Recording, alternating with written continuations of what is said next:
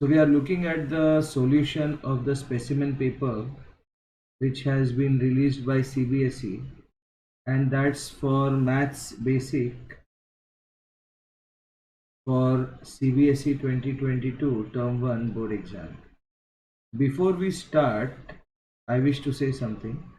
Dear student, thank you for visiting my YouTube channel. There are many teachers on YouTube who have millions of subscribers, okay, because they are popular, okay. They are more experienced, they must be having experience of various big coaching institutes. They are also maybe more intelligent, okay. They have better presentation skills because their resources and experience is better, and who are obviously more qualified. But in spite of all this tough competition, we request your support and blessings in this humble attempt to start a content rich and exam oriented YouTube channel. Do leave your comments so that mistakes can be rectified.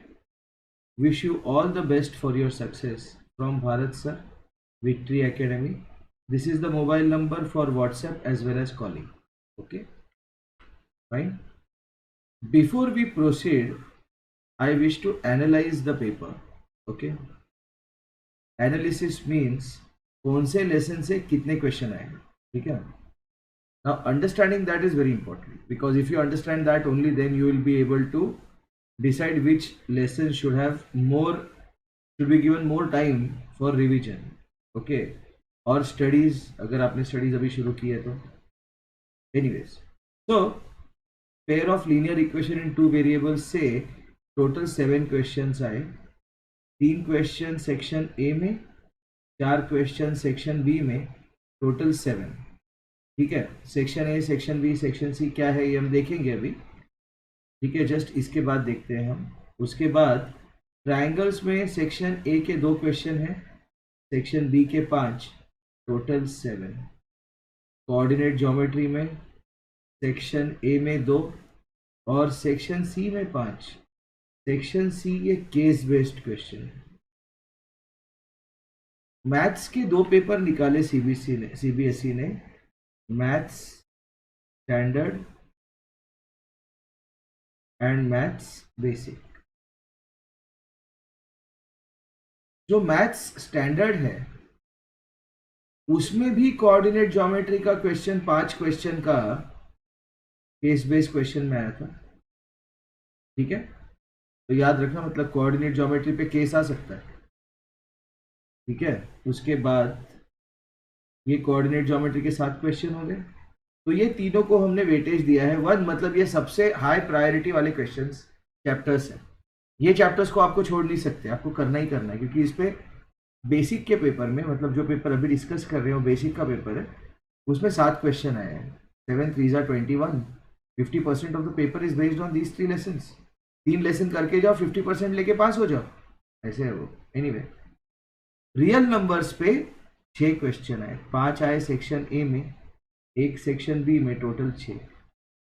Polynomials में 1 आया section A में और case आया section C में. Same thing maths का जो standard paper है ये बेसिक वाला है, राइट. जो मैथ्स का स्टैंडर्ड पेपर है उस स्टैंडर्ड पेपर में भी पॉलिनोमियल्स का केस आया था 5 क्वेश्चन का.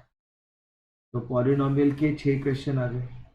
उसके बाद introduction to trigonometry 3 question section A, 3 question section B, total 6. Probability 3 section A, 3 section B, total 6. तो ये जो 6 क्वेश्चन वाले ये 2 नंबर के प्रायोरिटी वाले हैं, मतलब ये 7 के बराबर. ये सब चैप्टर्स में ऑलमोस्ट इक्वल डिस्ट्रीब्यूशन है क्वेश्चंस का. एरिया रिलेटेड टू सर्कल का 1 क्वेश्चन सेक्शन ए में, 4 क्वेश्चन सेक्शन बी में, टोटल 5. ये लास्ट प्रायोरिटी, लेकिन छोड़ नहीं सकते क्योंकि ये सबसे इजी लेसन है, ठीक है. तो ये हो गया आपके पेपर का एनालिसिस. अभी पेपर का स्कीम देख लेते हैं, ठीक है. पेपर का स्कीम देख लेते हैं. Section A, the question paper contains 3 parts A, B and C. Total 90 minutes के लिए है. 40 मार्क का पेपर है, ठीक है। मतलब अगर हम देखेंगे सेक्शन ए, बी एंड सी, तो नंबर ऑफ क्वेश्चंस है 40, ठीक है। टोटल 40 है, तो ए में है 20, बी में 20, सी में 10, ओके। इसका टोटल टाइम है आपका 90 मिनट्स। ये देख लो, ये 90 मिनट्स का है। Section A consist of 20 questions of 1 mark each, तो मार्क्स पर क्वेश्चन होगा आपका 1, इसमें भी 1, इसमें भी 1। तो इसका मतलब है ये पेपर 50 क्वेश्चन का है, जिसमें से आपको 40 अटेम्प्ट करना है। तो जो ये 20 है, इसमें से अटेम्प्ट जो करने हैं आपको वो 16, सेक्शन बी में 16, सेक्शन सी में 8, तो ऐसे आप अटेम्प्ट करोगे 40 क्वेश्चन, ठीक है। एक चीज इंपॉर्टेंट है सेक्शन सी का, कि सेक्शन सी में केस 1 और केस 2, केस 1 में 5 क्वेश्चन है, केस 2 में 5 क्वेश्चन है, टोटल आपको 8 अटेम्प्ट करने हैं। तो आप ऐसे कर सकते हो, केस 1 के 5, केस 2 के 3, केस 1 के 4, केस 2 के 4, केस 1 के 3, केस 2 के 5। उसमें ऐसा नहीं बोला है कि हर केस के 4 क्वेश्चन अटेम्प्ट करने। और अब आता है सबसे इंपॉर्टेंट, टाइम डिस्ट्रीब्यूशन। तो time distribution for the paper, time distribution, देखो section A, B, C and revision, ठीक है। तो रिवीजन के हम 15 मिनट रख देते हैं, तो बचे 75 मिनट। क्यों? पेपर 90 मिनट्स का है। सेक्शन ए में है, आपको करने हैं 16 क्वेश्चन, उसके लिए आपको देने हैं केवल 15 मिनट, तो अभी बचे 60 मिनट। उसके बाद जाओ सेक्शन सी पे, उसमें करने हैं आपको 8 क्वेश्चन, उसको देने हैं 10 मिनट, तो ये बच गए आपके 50 मिनट। ये 50 मिनट आपको लगेंगे सेक्शन बी के लिए। क्यों? क्योंकि सेक्शन बी का जो पेपर है वो ए और सी दोनों से टफ है। मतलब even though they have said that the paper is 16 questions in section B for 1 mark each, ये सारे क्वेश्चन जो है ये 2 मार्क वाले क्वेश्चन है, जो उन्होंने 1 मार्क करके दिए हैं। ये टफ पेपर है सेक्शन बी का, और ये बेसिक वालों का भी टफ है, ऐसा नहीं कि इजी है, ठीक है। और एक चीज देखो, there is no negative marking. इसका मतलब क्या है कि ओएमआर शीट में all circles should be shaded. मतलब आप तो 16 ही क्वेश्चन अटेम्प्ट करोगे, लेकिन आपको 20 शेड करने हैं, ठीक है, क्योंकि वो 20 में से बेस्ट ऑफ 16 लेगा, ओके फाइन। ये नहीं कह रहा कि 16 अटेम्प्ट करने, तो 16 ही अटेम्प्ट करके बाकी 4 ब्लैंक छोड़ दो, ऐसा नहीं है। ऐसे नहीं बोला उसने, उसने बोला 20 अटेम्प्ट, 20 में से 16 है अटेम्प्ट करने, अटेम्प्ट यानी 16, आप 20 अटेम्प्ट कर लो, बेस्ट ऑफ 16 लेगा वो, ठीक है। ये ट्रिक याद रखना। पेपर बहुत ट्रिकी है, फर्स्ट क्वेश्चन में पता चल जाएगा कि जो पेपर सेटर है उसको बहुत दिमाग है, बहुत दिमाग लगा के पेपर बनाया उन्होंने, ठीक है फाइन। अभी देखो क्वेश्चन नंबर 1 का सॉल्यूशन देखो। अ box contains cards number 6 to 50, मतलब कार्ड्स कहाँ से शुरू हो रहे हैं? 6 से, और जा कहाँ तक रहे? 50 तक। तो टोटल कार्ड्स कितने हैं आपके? टोटल कार्ड्स कितने हैं? 45। A card is drawn at random from the box. The probability that drawn card has a number which is a perfect square like 4, 9. अभी जब आप ये पढ़ते हो तो आप क्या बोलते हो? परफेक्ट स्क्वायर मतलब 4, 9, ये 3 का स्क्वायर, 4 का स्क्वायर, 5 का स्क्वायर, 6 का स्क्वायर, 7 का स्क्वायर। जब मैंने सॉल्व किया ना पेपर स्टार्टिंग में, तो मैंने ऐसे ही किया और मेरा आंसर गलत हो गया। क्यों? क्योंकि मैंने लिया ये मतलब परफेक्ट स्क्वायर का ऑप्शन लिया मैंने। नंबर ऑफ परफेक्ट स्क्वायर कितने आएंगे मेरे हिसाब से, क्योंकि इसने 4 से शुरू किया देखो, तो 6 आउट ऑफ 45, मतलब 3 2 ज़ा 3 15 ज़ा, तो मेरा ये आंसर आया। लेकिन ये आंसर गलत है। क्यों गलत है? क्योंकि उसका जो नंबर है कार्ड का वो 6 से शुरू हो रहा है, 4 से नहीं शुरू हो रहा। तो ये उसने एक्स्ट्रा डेटा देके तुमको कंफ्यूज कर दिया। तो इसलिए आंसर क्या आएगा? 1 2 3 4 5, 5/45। इसका आंसर है डी, 1/9। समझा? पेपर ट्रिकी है, दिमाग चलाना है आपको। ठीक है, माइंड ऑन रख के आपको आंसर लगाना है। ऐसे नहीं कि माइंड बंद कर दिया और आंसर लगाते रहे, ऐसे नहीं होगा वो। ठीक है ना? चलो नेक्स्ट क्वेश्चन देखते हैं। In a circle of diameter 42 centimetre, जैसे ही सर्कल का डायमीटर आता है इमीडिएटली रेडियस कैलकुलेट कर लो 21 centimetre. If N arc subtends an angle of 60 degree, diagram draw करो। ज्योमेट्री का जो क्वेश्चन होता है उसमें डायग्राम कंपलसरी है। ये सेंटर है, ये मेरा आर्क है ए बी,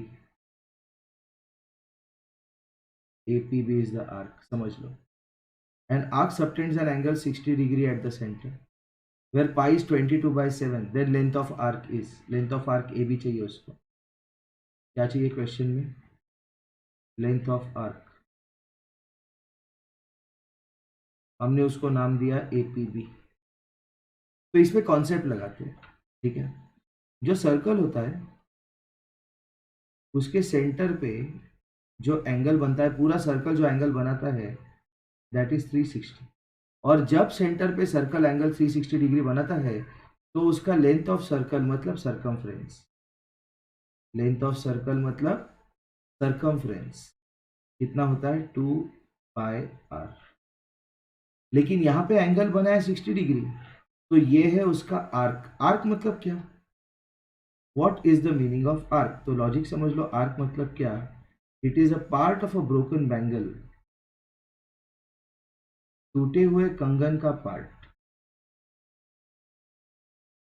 ये होगा आर्क। तो जब सेंटर पे एंगल 60 डिग्री बना तो लेंथ ऑफ सर्कल मतलब लेंथ ऑफ आर्क कितना बना? Question mark. तो question mark equal to 60 into 2πr upon 360। ये लगाया हमने यूनिटरी मेथड। कौन सा मेथड लगाया? Unitary method. ठीक है, तो 60 इंटू 6, तो 2 इंटू 22/7 इंटू आर कितना? 21 इंटू 1/6, 7 3 जा 3 2 जा 6, तो ये आया 22। ओके, तो मेरा क्या बना? लेंथ ऑफ आर्क 22 सेंटीमीटर, ये है आंसर। अगर अगर वो पूछता था पेरीमीटर ऑफ दैट पार्ट, अगर उस पार्ट का पेरीमीटर पूछता था वो, तो perimeter would be A C plus P C plus A P B. मतलब ए सी कितना है? R, P C B R 2r plus ये जो आंसर आया ये 22। ठीक है, तो ये होता है उसका पेरीमीटर। पेरीमीटर मतलब लेंथ ऑफ बाउंड्री। ठीक है ना? Let's look at question number 3, trigo का क्वेश्चन। ठीक है, साइन थीटा दिया है x। ओके, डायग्राम ड्रॉ करते हैं। ओके फाइन, ट्रिगो का एक बार कॉन्सेप्ट रिवाइज कर लेते हैं। ये एंगल 90 है, ये आपका ए पी बी है, अगर ये एंगल मेरा थीटा है। ठीक है, तो साइन थीटा क्या होता है? साइन थीटा होता है opposite upon hypotenuse, opposite upon hypotenuse. Cos theta क्या होता है? कॉस थीटा क्या होता है? Adjacent upon hypotenuse, adjacent upon hypotenuse. और tan थीटा क्या होता है? Opposite upon adjacent. और ये फॉर्मूला मैक्सिमम बच्चे याद रखते हैं, लेकिन इसके बाद और एक फॉर्मूला है। ठीक है, अगर हम न्यूमरेटर और डिनोमिनेटर को हाइपोटेन्यूज से डिवाइड करते हैं tan थीटा वाले, ठीक है, just pay attention.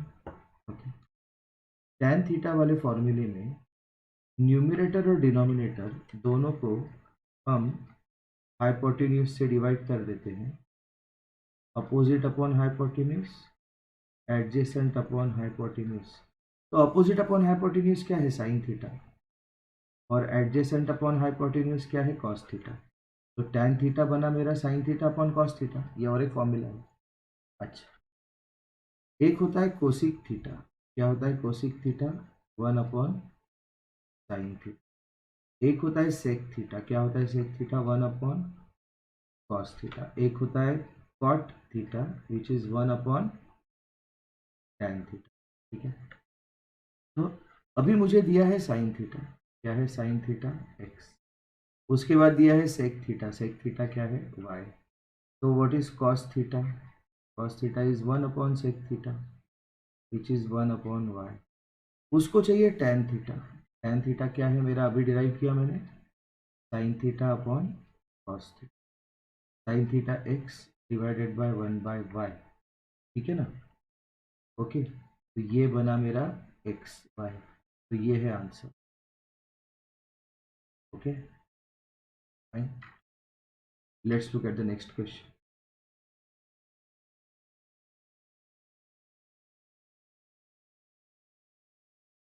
Fair dies throne.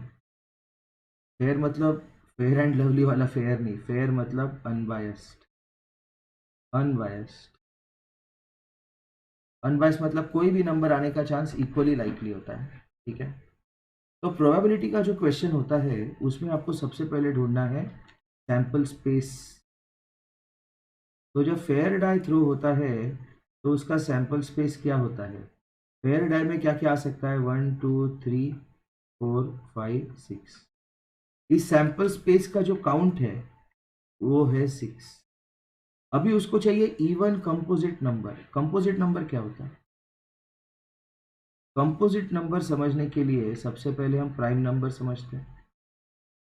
Prime number is that number which has only one and itself as factor. Factors of a prime number are 1 and itself. ठीक है, तो prime number क्या होता है? 2 3 5 7 11 so on and so forth. Composite number क्या होता है? Composite number वो होता है which has more than 2 factors. जैसे फॉर एग्जांपल 4, ये है आपका smallest composite number. Smallest composite number. तो 4 को हम लिखेंगे 1 इंटू 4 और 2 इंटू 2। तो 4 के फैक्टर्स क्या है? 1 4 एंड 2। 3 फैक्टर्स आ गए 4 के। ठीक है, ओके। अभी देखो यार, even composite number, even composite number है 4 और 6। क्यों? क्योंकि 2 प्राइम नंबर है, 3 जो है प्राइम नंबर है, 5 प्राइम नंबर है। तो इवन कंपोजिट नंबर का सैंपल स्पेस देखना है हमें। इवन कंपोजिट नंबर का सैंपल स्पेस क्या है? 4 एंड 6। तो इसका इवेंट के पॉइंट्स कितने हैं समझ लो आप? 2। ठीक है, तो इसका प्रोबेबिलिटी ऑफ इवेंट क्या होगा? E any upon n S which is 2 by 6 which is 1 by 3। तो इसलिए आंसर बना बी। ठीक है, नेक्स्ट, बहुत इंटरेस्टिंग क्वेश्चन ही है और इसको सॉल्व करने के लिए हम एक नया मेथड यूज करने वाले हैं। Pay attention. Let C equal to cost of one chair and T equal to cost of one table. So 8 chairs and 5 tables. 8 chairs and 5 tables cost 10,500 and 5 chairs and 3 tables cost 6450. Cost of each chair, उसको chair का cost चाहिए, ठीक है। तो ये particular lesson मतलब pair of linear equations का इस तरह का क्वेश्चन सॉल्व करने के लिए हम एक नया मेथड यूज करने वाले हैं, उसका नाम है क्रेमर्स रूल, ठीक है। तो उसका पूरा थ्योरी समझ लेते हैं बिल्कुल। एक कॉन्सेप्ट है डिटरमिनेंट, ठीक है, बहुत सारे बच्चों के लिए नया है ये, okay. Determinant is an arrangement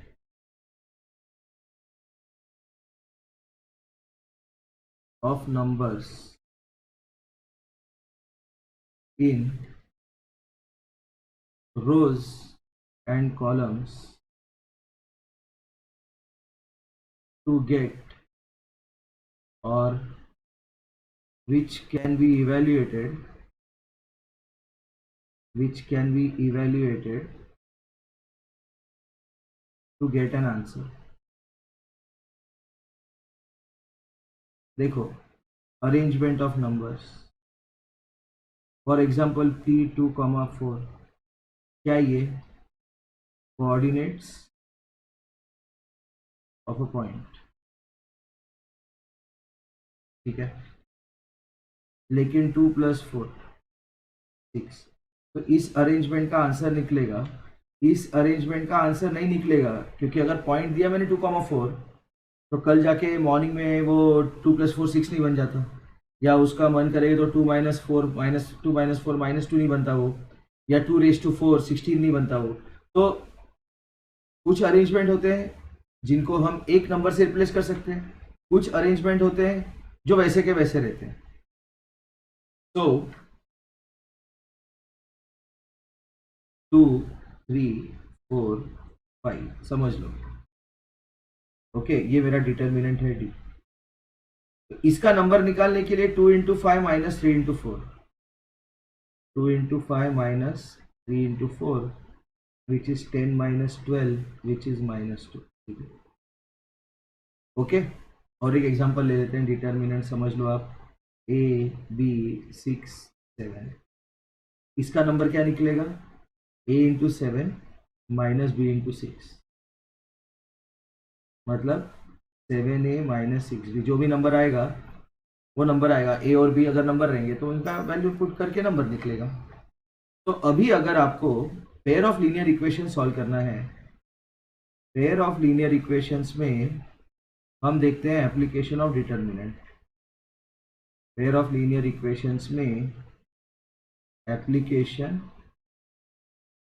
of determinant, तो ये जो एप्लीकेशन ऑफ डिटरमिनेंट है पेयर ऑफ लीनियर इक्वेशन में, उसका एक अलग से रूल ही है जिसका नाम है क्रेमर्स रूल। बहुत इजी हो जाता है आपका इक्वेशन ये सॉल्व करने पे, ये यूज करने पे, सॉरी। तो suppose you have a equation a1x + b1y = c1 and a2x + b2y = c2। तो सबसे पहले मैं लिखता हूँ एक डिटरमिनेंट डी। देखो, एक चीज इंपॉर्टेंट है, क्रेमर्स रूल, ये क्रेमर्स रूल ही कर रहे हैं हम, ठीक है। क्रेमर्स रूल करने के लिए इक्वेशन ऐसे दिखने चाहिए, मतलब x और y लेफ्ट में, कांस्टेंट राइट में, ठीक है। तो डी बनेगा आपका a1 a2 b1 b2, ठीक है। उसके बाद बनाएंगे dx, dx नाम का एक डिटरमिनेंट बनाएंगे। ये जो कॉलम है containing coefficient of x will be replaced by the constant column, तो ये बनेगा c1 c2 b1 b2। उसके बाद dy,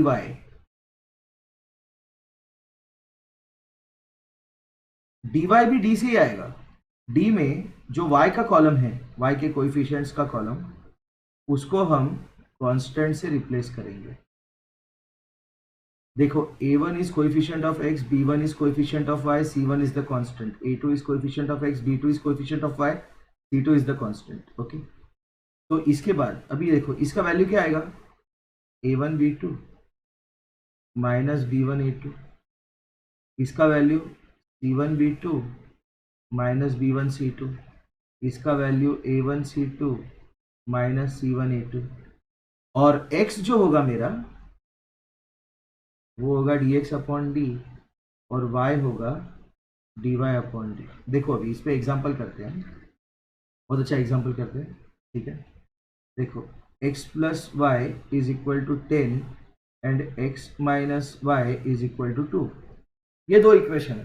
तो ऐसे इक्वेशन हम लोग कैसे सॉल्व करते हैं, पहले इसको सॉल्व करते हैं, आंसर निकालते हैं, बाद में डिटर्मिनेंट या क्रेमर्स रूल से वेरीफाई करते हैं। पहले करते हैं 1 + 2, तो 2x इक्वल टू 12, तो x इक्वल टू 6। उसके बाद करते हैं 1 - 2, ठीक है, तो 2y equal to 8, y is equal to 4। ये बन गया मेरे answer, x is equal to 6, y equal to 4। अभी इसको सॉल्व करना है हमें क्रेमर्स रूल से, तो यहाँ पे लिख देते हैं हम ब्लू में, x plus Y equal to 10, x minus Y equal to 2। तो मेरा a1 क्या है 1, b1 क्या है 1, c1 क्या है 10, a2 क्या है 1, b2 है मेरा -1 और c2 है 2। तो सबसे पहले लिखते हैं d क्या है मेरा a1 a2 b1 b2, 1 1 1 -1, तो 1 × -1 -1 तो -2। उसके बाद लिखते हैं dx क्या है मेरा c1 c2 क्या है 10 2, b1 b2 1 -1, ऊपर से उठाना है इसलिए एक के नीचे एक लिख रहे हैं। एक के नीचे एक लिखने से क्या होता है, जो कॉलम हमें रखना है उसको रखने में इजी हो जाता है, नहीं तो यहाँ पे देखेंगे, अगर यहाँ पे लिखेंगे तो यहाँ पे देखते वक्त डिफिकल्ट हो। तो 10 × -1 -10 -2 विच इज -12। उसके बाद dy लेते हैं हम, यहीं पे लिख देते हैं dy कहाँ से आएगा, d से आएगा 1 1, और कांस्टेंट का कॉलम 10 2, तो ये बनेगा 2 - 10 विच इज -8। x क्या है मेरा dx अपॉन डी, dx क्या है मेरा -12 अपॉन -2 विच इज 6। y क्या है मेरा dy अपॉन डी, dy क्या है -8 अपॉन डी, y 4 आ गया 6,4। ये बन गया डिटर्मिनेंट से सॉल्व करने का। देखो मेथड तो पूछ नहीं रहे, पूछ क्या रहे आंसर तो निकालो, आप कॉपी करो, चांस कम है, ठीक है। तो इसलिए स्मार्ट वर्क करो, कॉपी करना गलत नहीं है, लेकिन कॉपी करना हम अवॉइड करेंगे, ठीक है। एनीवेज, तो इसमें अभी देखो a1 क्या है, a1 है 8, b1 है 5, a2 है 5, b2 है 3, c1 कितना है 10,500, c2 कितना है 6450। ठीक है, तो पहले डी लिखते हैं। डी क्या होगा मेरा, यहाँ पे लिख देता हूँ a1 a2 b1 b2। तो a1 क्या है मेरा 8, a2 5, b1 5, b2 3। तो क्या बना ये 8 3 ज़ा 24 -25 विच इज -1। डी बन गया मेरा -1। देखो अभी फायदा क्या होगा डी -1 बनने से, जो भी आंसर आएगा dx का उसको -1 से डिवाइड करेंगे तो उसका x का वैल्यू हो जाएगा। देखो dx क्या होगा c1 c2 b1 b2, okay. लेकिन यहाँ पे dx नहीं है, यहाँ पे dc है। क्यों, x वेरिएबल के लिए हमने c लिया है और अपने को केवल चेयर्स का ही निकालना है, कॉस्ट ऑफ ईच चेयर ही निकालना है। हम टेबल का निकालेंगे लेकिन चेयर का निकाल के हम स्टोरी खत्म कर सकते हैं, क्योंकि क्वेश्चन में चेयर ही पूछा है ना, ठीक है। तो डीसी क्या होगा आपका c1 कितना है 10,500, c2 कितना है 6450, b1 कितना है 5, b2 3। तो ये होगा आपका 10,500 मल्टीप्लाइड बाई 3 -5 × 6450। तो 105 × 3 कर लेते हैं हम, बहुत ईजी है। 105 × 3 क्यों, क्योंकि इसको स्प्लिट कर सकते हैं 105 × 100 × 3 -5 × 645 × 10। ये इजी हो जाता है करना 105 × 3, ठीक है। तो 105 × 3 इजी है, फिर भी करके बता रहा हूँ। 5 3 ज़ा 15 315, ठीक है। तो ये क्या बना मेरा, ये बना 31500 -645 × 5 यहाँ पे कर लेते हैं 645 into 5, 5 5s are 25, 5 4s are 20, 22, 6 5s are 30, 32. Okay fine. तो ये बना मेरा 3225 और ये 0 है, 0। तो मैं शॉक हो गया, मैंने कहा आंसर नेगेटिव आया। क्यों आया? क्योंकि डी नेगेटिव है। देखो अभी ऑटोमेटिकली एडजस्ट हो जाएगा। देखो ये बड़ा है, 32250 बड़ा है, 32250 माइनस 31500, 0 5 12 माइनस 5 7, तो ये आंसर है -750। लेकिन मेरा सी क्या है, एक्स क्या होता है, डी सी अपॉन डी, तो -750 अपॉन -1, तो answer is 750। The cost of one chair is 750, ये करेक्ट आंसर है। लेकिन कॉस्ट ऑफ टेबल भी निकाल लेते हैं, अभी हाथों हाथ कर रहे हैं हम काम, तो क्या फ़र्क पड़ता है। तो डी टी ले लो, डी टी क्या होगा आपका, डी टी होगा A1 A2 85, C1 C2 10,500 6450, ठीक है। तो ये बनेगा 8 इंटू 6450 माइनस 10,500 इंटू 5, ठीक है। तो ये बना आपका 8 into 645 into 10 minus 105 into 100 into 5। ये मेथड याद रखना, 645 इंटू 8 करते हैं हम, 645 इंटू 8, 8 5 ज़ा 40, 8 4 ज़ा 32 36, 8 6 ज़ा 48 51। तो ये बना मेरा 51600 माइनस 105 इंटू 5, 5 5 ज़ा 25, 5 1 ज़ा 5, 52500, 52500, ये बड़ा है देखो। तो 52500 minus 51600, 0 0 15 minus 6 9, 1 minus 1 0 0 900, so this is minus 900। तो टी क्या होगा, टी क्या होगा, D T upon D, D T कितना है मेरा -900 अपॉन -1, ठीक है ना। तो टी होगा मेरा 900। तो price of one chair is 750 and price of one table नहीं पूछा है, फिर भी बता रहे हैं हम, बता देते भाई कितना है वो, 900, ठीक है फाइन। ये बहुत इंपॉर्टेंट है, ये इतना ज़बरदस्त क्वेश्चन है, this is a very beautiful question, ठीक है ना। ये क्वेश्चन देख के बच्चे कंफ्यूज हो जाएंगे, पक्का कंफ्यूज, ठीक है। अभी देखो, if cos theta plus cos square theta is 1, बहुत ही सुंदर क्वेश्चन है। cos theta plus cos square theta है 1, तो cos थीटा क्या है 1 माइनस cos स्क्वायर थीटा। अभी इसका कॉन्सेप्ट मैं एक्सप्लेन कर देता हूँ, ठीक है।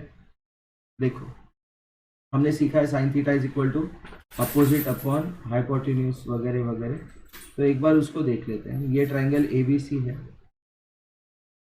ठीक है, ये सी है, ये बी है, ये ए है, okay.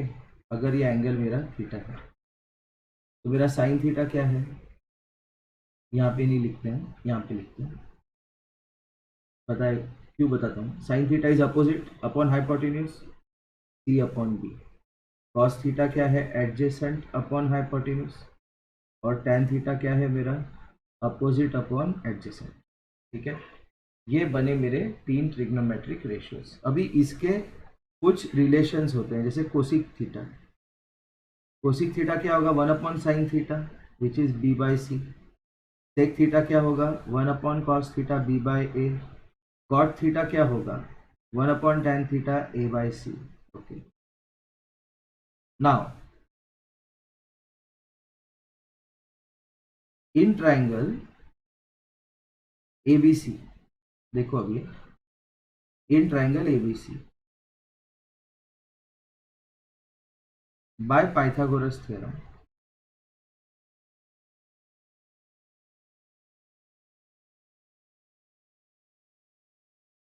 hypotenuse square is equal to sum of the squares of the perpendicular sides, बराबर। तो B square is equal to C square plus A square, okay. अभी देखो इस इक्वेशन को हमें सबसे पहले divide both sides by B square, तो देखो क्या मिलता है, B square upon B square is equal to C square upon B square plus A square upon B square. तो 1 is equal to c upon b the whole square plus a upon b the whole square. But what is c upon b? What is c upon b? Sin square theta, sin theta. And what is a upon b? Cos theta. तो इसलिए ये बना c upon b क्या है? sin theta. तो sin theta का square sin square theta. a upon b cos theta. cos theta का square cos square theta is equal to 1. तो ये बना मेरा पहला रिलेशन, आइडेंटिटी, इसको कहते हैं sin square theta plus cos square theta is 1. खत्म। ठीक है, अभी देखो नेक्स्ट देखो, इसी इक्वेशन से चलना है हमें। इस इक्वेशन में, in equation 1, divide both sides by C square. तो B square upon C square is equal to c square upon c square plus a square upon c square. So what is this? This is b upon c the whole square is equal to 1 plus a upon c the whole square. But what is b by c? Cosec square, cosec theta. b by c क्या है? Cosec theta. तो cosec square theta is equal to 1 plus what is a by c? Cot theta. तो cot theta का square cot square theta. तो next identity बना मेरा 1 plus cot square theta is cosec square theta.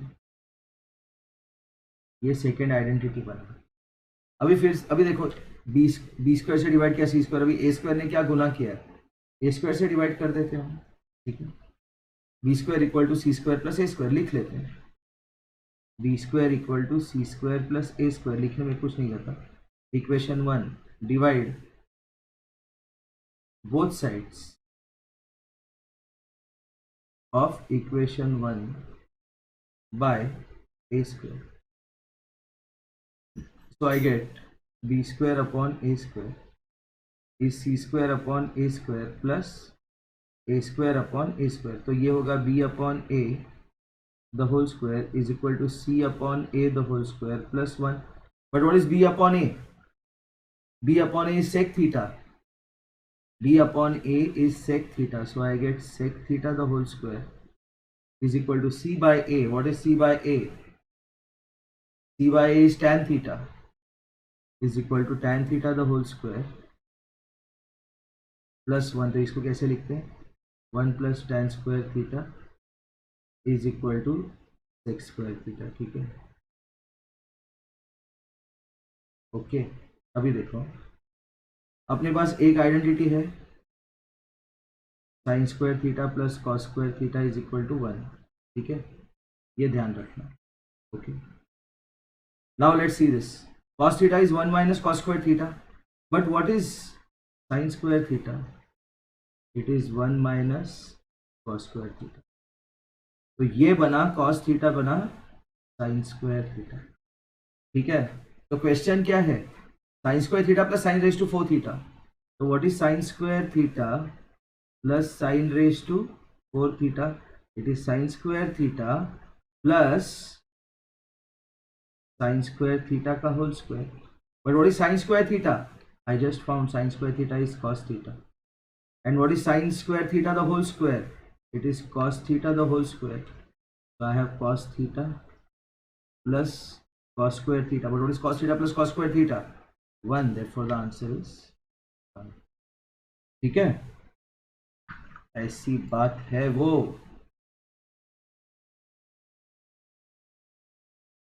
Okay, so now we are on question number 8.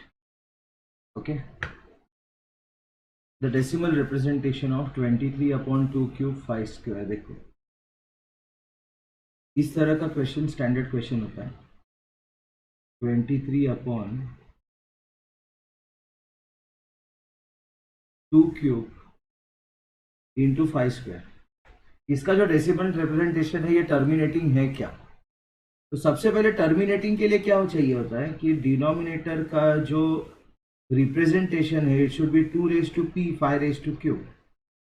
ठीक है, इस तरह से होना चाहिए। अभी उसको उसको सिर्फ इक्वल पावर्स में एडजस्ट करना है। जैसे इसको सॉल्व करते वक्त हम क्या करेंगे, 23 इंटू 5 करेंगे, so that I get this as 2 cube into 5 cube. 23 into 5, 5 3 is 15, 5 2 is 10, 115, 2 into 5 the whole cube, so this is 115 upon 10 cube, which is 115 upon 1000, 1 2 3, 0.115।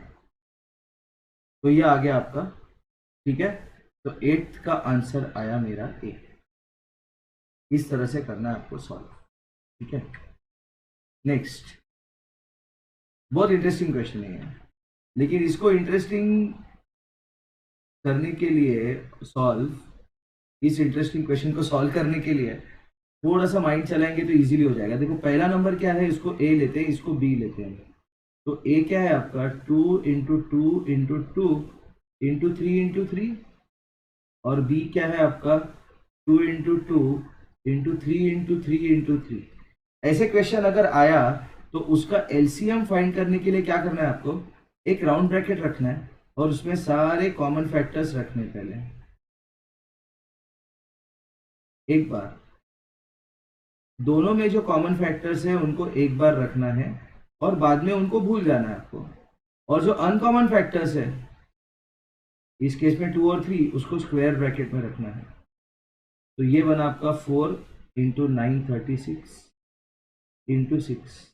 ठीक है, लेकिन इसका आंसर 216 है, लेकिन यहाँ पे पावर में दिया आंसर, तो 2 1 2 3। ओके, तो 2 raise to 3 into 3 raise to 3, ये बन गया आपका आंसर 9th का सी। ठीक है, ओके।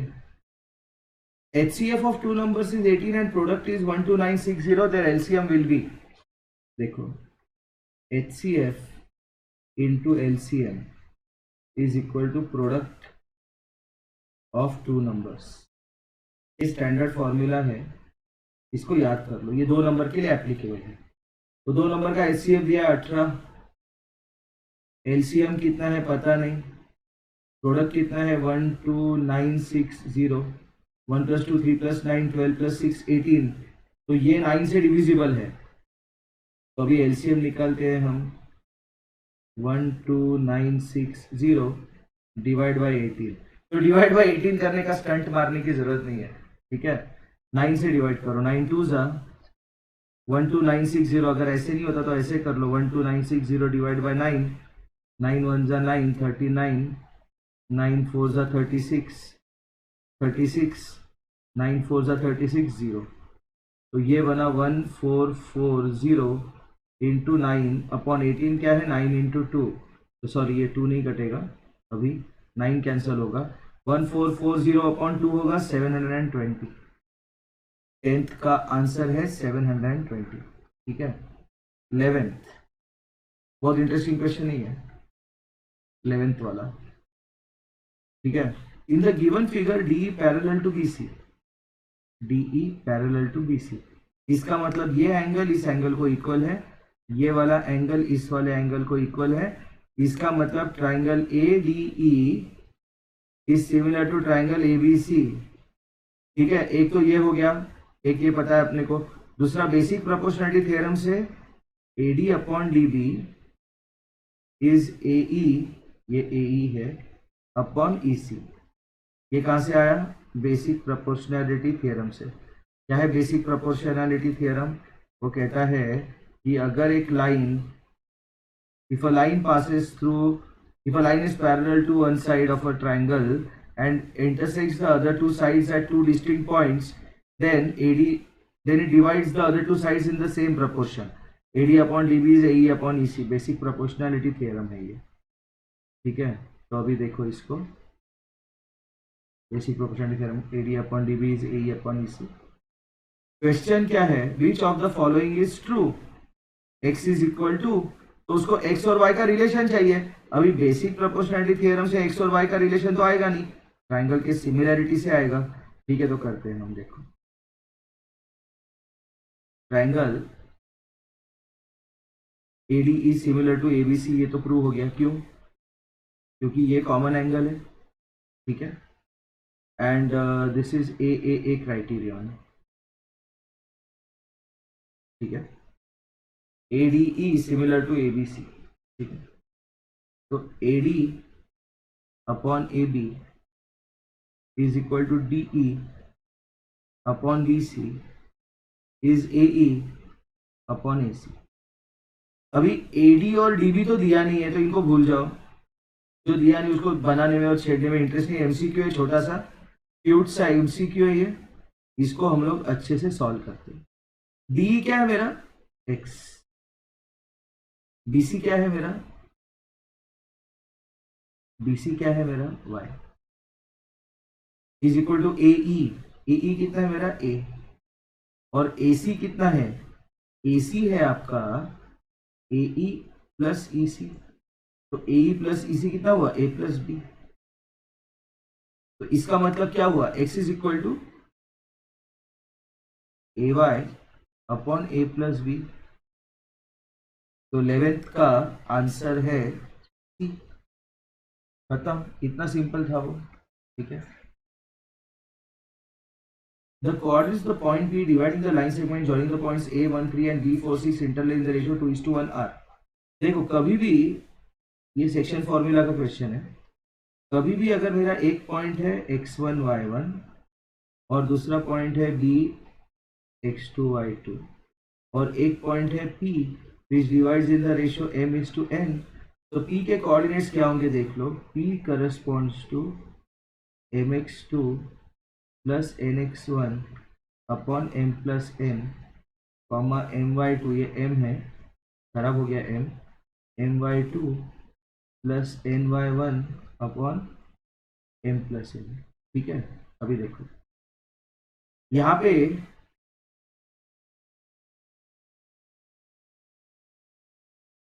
A दिया है आपका 1,3 और B दिया है 4,6 और P चाहिए internally in the ratio 2:1। Internally मतलब A dash P dash B। इस नोटेशन का मतलब है कि A P B are collinear and P lies between A and B, ठीक है। तो P का कोऑर्डिनेट क्या होगा? 2 into 4 plus 1 into 1 upon 2 plus 1 comma 2 into 6 plus 1 into 3 upon 2 plus 1। तो ये 8 प्लस 1 9 अपॉन 3 3 हो गया। 12 प्लस 3 15 अपॉन 3 5 हो गया, 3,5।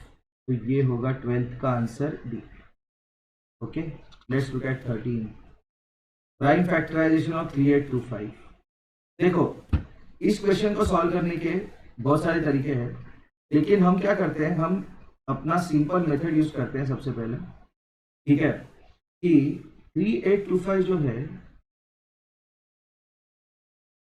ये 8 प्लस 3 11 प्लस 7 18 3 से डिविजिबल है। 3 1 जा 3 3 2 जा 6 3 7 जा 21 3 5 जा 15 7 प्लस 3 10 प्लस 5 15 3 से डिविजिबल है। 3 4 जा 12 3 2 जा 6 3 5 जा 15 5 प्लस 6 11। अभी ये नहीं डिविजिबल 3 से, तो ये 5 से डिविजिबल होगा, ठीक है। तो 5 8 जा 40 85, ये 5 जा ये 17, मतलब 3 स्क्वायर 25 17, 3 स्क्वायर 5 स्क्वायर 17, ठीक है। आंसर है सी। लेकिन अगर इसको आप यहाँ पे देखते हो तो ये भी आंसर सेम है, लेकिन उसने प्राइम फैक्टराइजेशन पूछा है और 25 प्राइम नंबर नहीं है, तो इसलिए डी आंसर रॉन्ग है। ये ट्रिक वाला क्वेश्चन है, ये याद समझ लो, याद रखना इसको, ठीक है। क्वेश्चन नंबर 14 देखो, 14 देखो कितना जबरदस्त क्वेश्चन बनाया उसने। क्वेश्चन है बहुत इजी, बनाया उसने अच्छा। इन the given figure below AD is 4, AD 4 है, ये 4 दिख नहीं रहा, 1 दिख रहा था वो 4। BD 3 है और ADB राइट एंगल ट्रायंगल है। ट्रायंगल ADB में पाइथागोरस लगा। एक्चुअली पाइथागोरियन ट्रिपलेट पता होना चाहिए 3 4 5, लेकिन पाइथागोरस थ्योरम लगाओ तो AB स्क्वायर होगा आपका AD square plus BB square which is 4 square plus 3 square which is 16 plus 9 25। तो AB बनेगा 5, CB इज 12। फिर से ट्रायंगल ABC में पाइथागोरस लगाओ।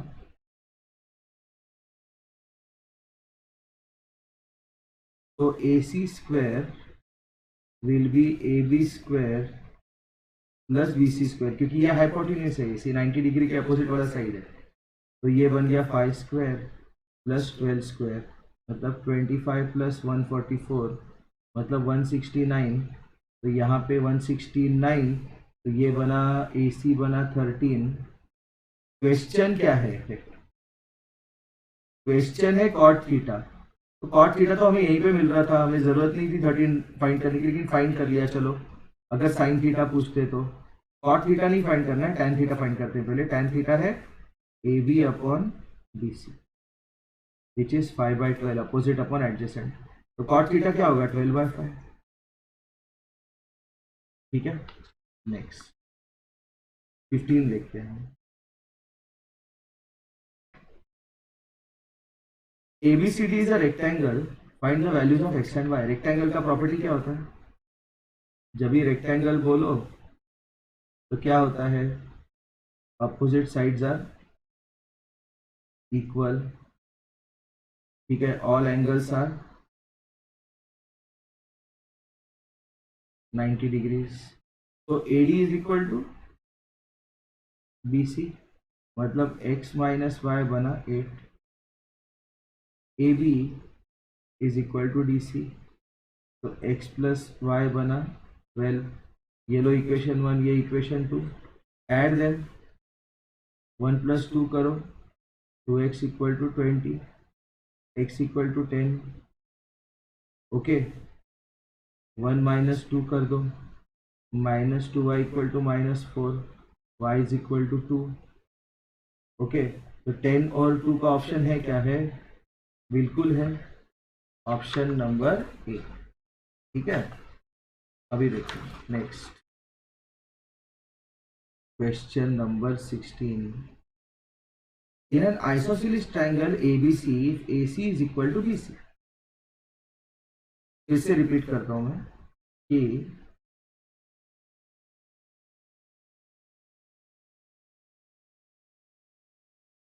आइसोसेलेस राइट एंगल ट्रायंगल जो होता है,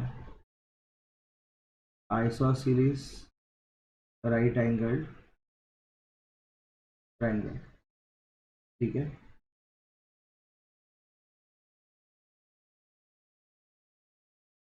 ABC, ये x है, ये x है।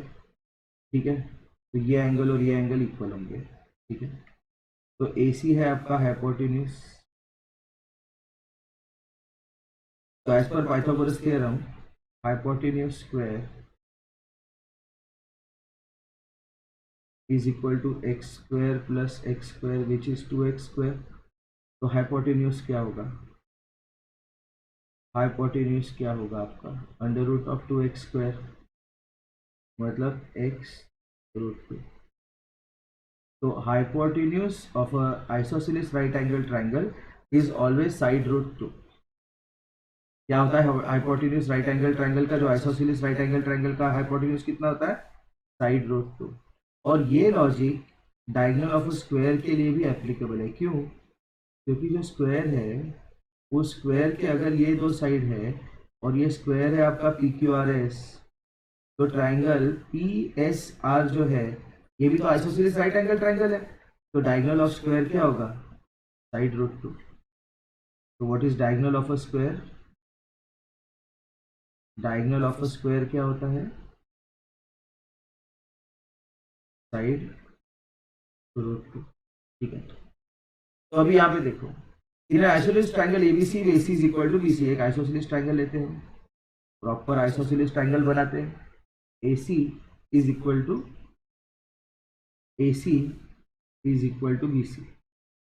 AC is equal to BC, बराबर। And AB square is twice AC square, AB square जो है AB square is twice AC square, AC को लेते हैं हम सपोज n, तो AB स्क्वायर कितना होगा 2n square, AB square is equal to twice n square. देखो AB square is twice n square, तो AB कितना बना square root of 2n square, मतलब n√2, मतलब ये अगर n√2 है और दो साइड्स इक्वल है तो ये एंगल 90 होगा, then angle C will be 90 degrees. अभी देखा हमने, ठीक है, okay. If -1 is a zero of the polynomial px equal to x square minus 7x minus 8, then the other zero is, okay। जो पॉलिनोमियल होता है px x square minus 7x minus 8, ठीक है, तो उसका जीरो, इस पॉलिनोमियल का zero suppose alpha पे आ रहा है, p of alpha is 0, therefore alpha square minus 7 alpha minus 8 is 0, इन दोनों का प्रोडक्ट कितना है -8, so now I have alpha square -8 alpha plus alpha -8 is 0, so I have alpha into alpha -8 plus 1 into alpha -8 is 0, so alpha plus 1 into alpha -8 is 0, so either alpha plus 1 is 0 or alpha -8 is 0, if alpha plus 1 is 0, alpha is -1 और alpha is 8, okay fine, तो ये आएगा 8, ये है एक method इसको solve करना, ठीक है। दूसरा मेथड क्या है, इफ -1 इज अ 0, ठीक है, तो let the zero be alpha, alpha और बीटा दो जीरोज है इसको, तो अल्फा प्लस बीटा क्या होता है -b/a, अल्फा बीटा क्या होता है c/a, ओके। तो अल्फा है मेरा -1, तो -1 इंटू बीटा क्या हुआ -8, तो बीटा क्या होगा 8, आगे answer. Different methods to solve the same question, okay, जो क्लिक हुआ वो सॉल्व करो, आंसर निकालो। In a throw of pair of dice मतलब जोड़ी थ्रो करने का सैंपल स्पेस क्या है 1 से लेकर 1 6 तक, ठीक है, 2 1 से लेकर 2 6 तक, 3 1 से लेकर 3 6 तक, 4 1 से लेकर 4 6 तक, 5 1 से लेकर 5 6 तक, और 6 1 से लेकर 6 6 तक। The probability of same number on each die, इसका सैंपल स्पेस कितना है, दो डाई थ्रो करने का सैंपल स्पेस 36। इवेंट क्या है मेरा, same number on each die, ये है मेरा इवेंट, वो क्या होगा 1,1 2,2 ऐसे जाएगा 6,6, तो इवेंट के नंबर्स कितने हैं 6, एक्सक्यूज मी, तो प्रोबेबिलिटी ऑफ इवेंट क्या होगा मेरा 6/36 विच इज 1/6, इसलिए आंसर ए, एक्सक्यूज मी, ठीक है। मिड पॉइंट फॉर्मूला क्या होता है पहले देख लेते हैं। अगर a है मेरा x1 y1 और b है मेरा x2 y2, तो इनका मिड पॉइंट बनेगा m के कोऑर्डिनेट्स होंगे x1 plus x2/2 y1 plus y2/2, ये हो गया m के कोऑर्डिनेट्स। अभी देखो इस केस में a है मेरा 3p,4 और b है मेरा -2,2q और मिड पॉइंट है मेरा 2,6। इसका मतलब क्या है 3p -2 upon 2 comma 4 plus 2 cube upon 2, ये हुआ मेरा m के कोऑर्डिनेट्स। लेकिन m के कोऑर्डिनेट्स दिए हुए हैं 2,6, तो क्या करेंगे हम? 3p माइनस 2 अपॉन 2 इज 2, तो 3p माइनस 2 इक्वल टू 4, तो 3p इक्वल टू 6, तो p is equal to 2। Similarly 4 plus 2 cube upon 2 is 6, तो 4 प्लस 2 क्यू इज 12, तो 2 क्यू इज 8, तो क्यू इज 4। लेकिन पूछा क्या उसने? p plus Q. पूछा क्या उसने? p plus Q. p plus Q आएगा 2 प्लस 4, p क्या है मेरा 2 और q 4, तो p प्लस क्यू आएगा 6। ठीक है, क्या पूछा है वो समझना जरूरी है। अभी देखो डेसिमल एक्सपांशन ऑफ 147 अपॉन 120, इसको देखो। सबसे पहले लगाओ 120 के prime factors, divide by 2 60, divide by 2 30, divide by 2 15, divide by 3 5, divide by 5 1, तो 120 is equal to 2 into 2 into 2 into 3 into 5। तो डिमोटिवेट होने की जरूरत नहीं है। देखो 147 डिवाइडेड बाय 2 2 जा 4 2 जा 8 3 जा 24 इंटू 5 120। 147 3 से डिवाइड होगा, 3 4 जा 12 3 9 जा, तो ये बना मेरा 49 अपॉन 2 क्यूब इंटू 5। अभी 2 क्यूब को 5 एडजस्ट होना है, तो इसलिए 5 को हम लगाएंगे 5 स्क्वायर, तो ये बनेगा मेरा 49 into 25 divided by 2 cube into 5 cube. लेकिन उसने पूछा क्या है? Terminates after how many decimals? Terminates after how many decimals, यही पूछा है उसने। तो ये बनेगा आपका 49 इंटू 25, 2 5 जा 10, 10 का क्यूब है 1000, तो 49 इंटू 25 अपॉन 1000 मतलब 3 डेसिमल प्लेस के बाद टर्मिनेट होगा। खत्म। ये हुआ आपका सेक्शन 1। इसमें फिर भी इतने ट्रिकी क्वेश्चंस थे नहीं। ठीक है, 20 क्वेश्चंस थे सेक्शन 1 में, सेक्शन ए में सॉरी, उसमें से आपको 16 अटेम्प्ट करने थे। ओके, सेक्शन बी में 20 क्वेश्चंस है, उसमें से 16 अटेम्प्ट करने।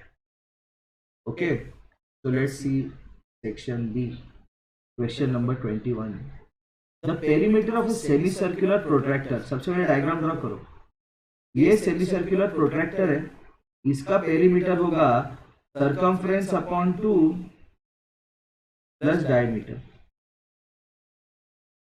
समझ लो, of radius r is circumference pi r plus 2r। ये आंसर इसका 21st का डी। सर्कमफ्रेंस पेरीमीटर मतलब क्या? पेरीमीटर क्या होता है ये समझ लो। पेरीमीटर होता है लेंथ ऑफ बाउंड्री, उसका बाउंड्री का लेंथ कितना है वो फाइंड करना है आपको, दैट इज पेरीमीटर। ठीक है, next P of E denotes the probability of event E। तो आपने देखा अभी सेकेंड सेक्शन का फर्स्ट क्वेश्चन कॉन्सेप्चुअल क्वेश्चन है, पूरे कॉन्सेप्चुअल क्वेश्चंस पूछ रहे हो। ठीक है, probability E denotes the, if P of E denotes the probability of event E, then PE जो है वो एक तो 0 होगा, 0 मतलब event is not going to happen, और 1 मतलब सर्टन इवेंट। तो 22nd का आंसर है सी। अगर किसी इवेंट का प्रोबेबिलिटी 0 है तो इसका मतलब क्या है? वो अनसर्टन इवेंट है, होगा ही नहीं। मतलब क्या? Chance of India winning when Pakistan Australia match is going on, क्या होगा चांस? क्या होगा चांस? 0, क्योंकि इंडिया खेल ही नहीं रहा। और सर्टेन इवेंट मतलब chance of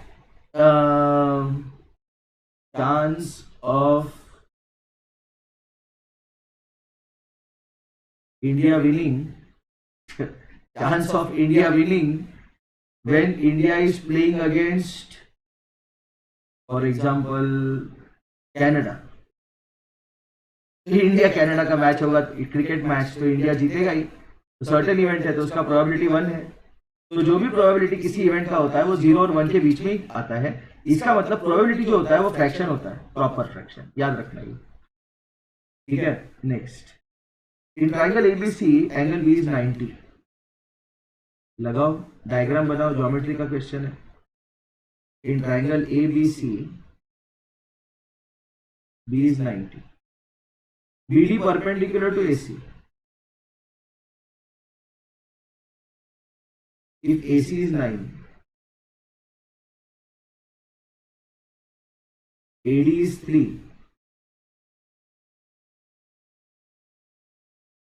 then BD is equal to।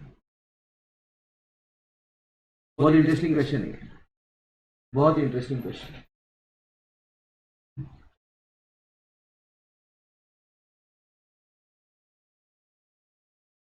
ठीक है, पंखा बंद हो गया था, पंखा ऑन कर रहा था मैं।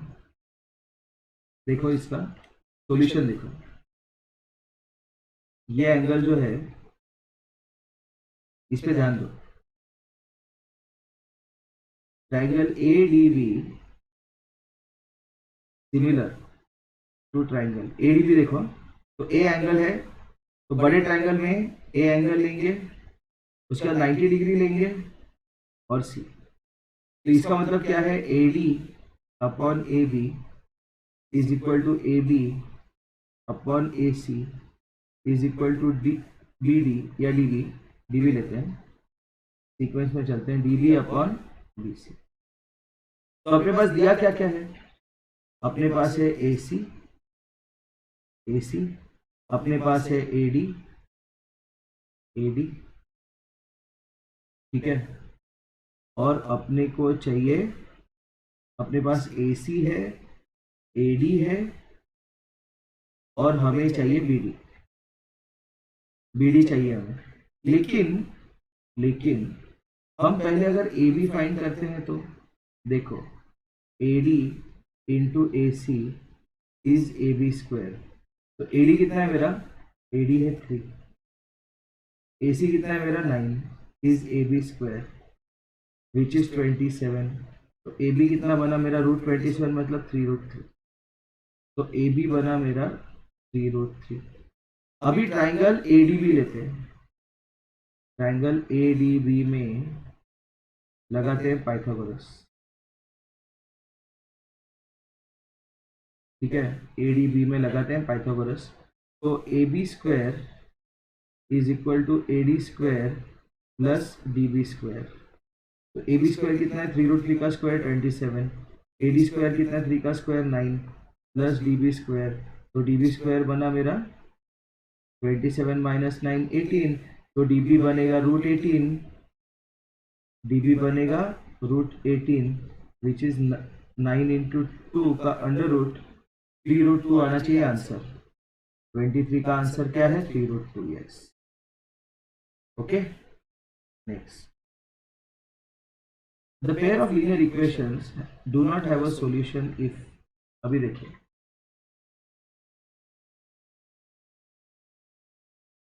अगर दो इक्वेशंस है, a1x plus b1y is equal to c1 and a2x plus b2y equal to c2, तो अगर a1 upon a2 is equal to b1 upon b2 is not equal to c1 upon c2, तो algebra में क्या होता है, no solution.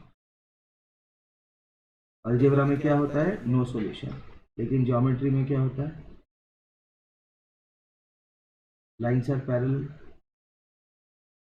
Algebra में और एक होता है इनकंसिस्टेंट। अलजेब्रा में और एक क्या होता है, इनकंसिस्टेंट। लेकिन अगर a1 upon a2 is not equal to b1 upon b2 is not equal to c1 upon c2, तो यूनिक सॉल्यूशन और कंसिस्टेंट, ये होता है अलजेब्रा में। ठीक है, ज्योमेट्री में क्या होता है, लाइंस आर इंटरसेक्टिंग। लेकिन अगर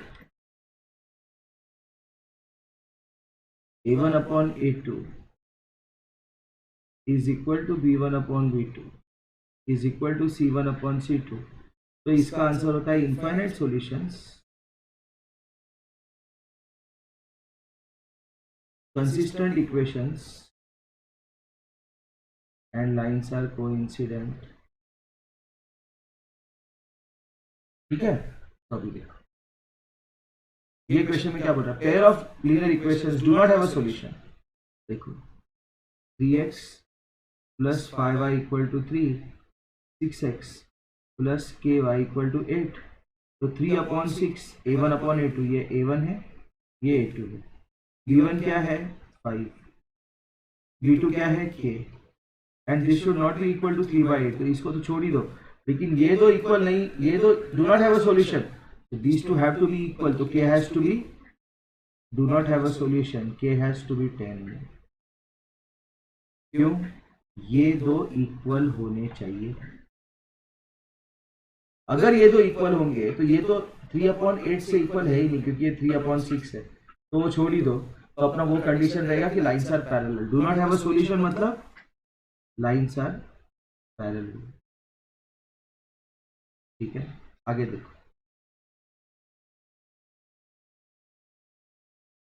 If the circumference of a circle increases from 2 pi to 4 pi, circumference initial कितना है, circumference 2 pi, ठीक है, न्यू फाइनल कितना हुआ 4 pi, then its area dash the original area. ठीक है, फाइन। तो इसका सरकमफ्रेंस इनिशियल 2 पाई है, ओके। तो सरकमफ्रेंस का फॉर्मूला क्या होता है, 2 पाई आर। देखो इसका सरकमफ्रेंस का फॉर्मूला क्या होता है, 2 पाई आर, R1। तो R1 क्या है 1, क्यों, क्योंकि सरकमफ्रेंस इनिशियली 2 पाई है, ओके। उसके बाद बना 2 पाई R2, लेकिन वो है 4 पाई, तो R2 बनेगा 2। मतलब इनिशियल रेडियस था 1 यूनिट, बाद में रेडियस हुआ 2 यूनिट। तो इनिशियल एरिया कितना था पाई R1 स्क्वायर, मतलब पाई, बाद में एरिया कितना हुआ पाई R2 स्क्वायर, मतलब 4 पाई, तो एरिया बिकम्स 4 टाइम्स। समझा, अच्छा क्वेश्चन है। Given that sine theta is a by b, क्या दिया है उसने, साइन थीटा दिया है a by b।